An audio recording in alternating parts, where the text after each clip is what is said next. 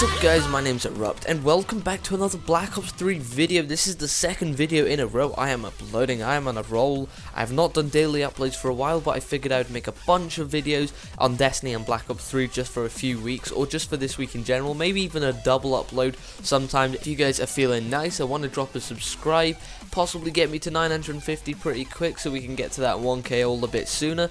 But this today guys is going to be hardpoint tips and tricks. So the main three players I want to break up today are the OBJ/holder, rotator/anchor, and also the Slayer. So we're going to start with the OBJ as we always do, and then we'll break the other characters down later on in this video. So we have the OBJ, and the first tip I can give to the OBJ player is learn the corners and the best head glitches. Preferably stick with an SMG. So when you get into the hardpoint, you're going to need to learn the corners and where you're going to be harder to get off the actual hill in general. Of course, grenades are inevitable unless you put down a trophy system or whatever they've implemented in this year's game. So what you're going to need to do is find these head glitches and shoot off them into any direction you possibly can, and just be wary of anyone jumping in behind you and getting in there. Preferably an SMG that you can just turn around, handle quickly, and just get the kill in there as fast as possible. You don't want to slack, you don't want to get it contest, you just want to earn those points as quick as possible for your team. So it's really all about positioning as an OBJ player. You've just got to get that hill time and just stick there as long as you possibly can.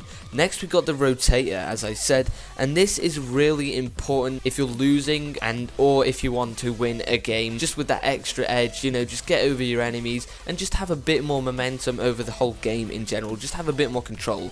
So with the rotator, what you're gonna have to do is leave the hill. This is just recommended by me, but it can be different to your situation that you're in. Leave the hill within 15 to 10 seconds. So this can just be like one player. You don't need the entire team to do this, but the Slayers can also join in this, clearing out the map as they go along and switching the spawns so that the enemy team spawn behind you. But that's also a negative thing about Slayers, is what they do when they clear out players. Sometimes the losing team can spawn on the hill, so that's a problem that you're gonna have to watch out for in the next part where I talk about the Slayer.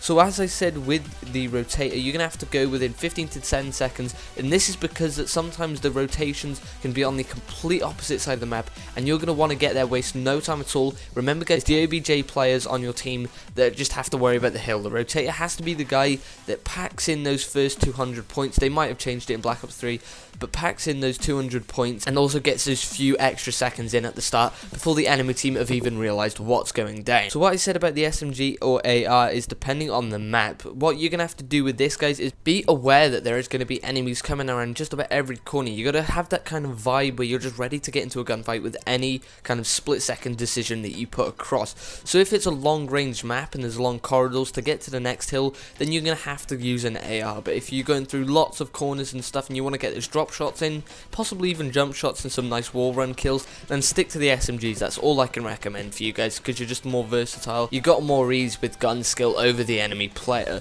So with Slayer, as I said, this is the last player type out of the three you're going to need on your team. You can have the AR. This is the most important thing as a Slayer, is to have an AR and be good with ARs, because you're going to need power in your team, and the Slayer is generally going to have to be a good player that just knows how to kill just non-stop. He has to be the monster with the kill streaks to clear a hill and just to do anything. That also comes into the rotator or the OBJ, because if he can get the kill streaks that he needs, then that's just perfect, because you need kill streaks to clear hills.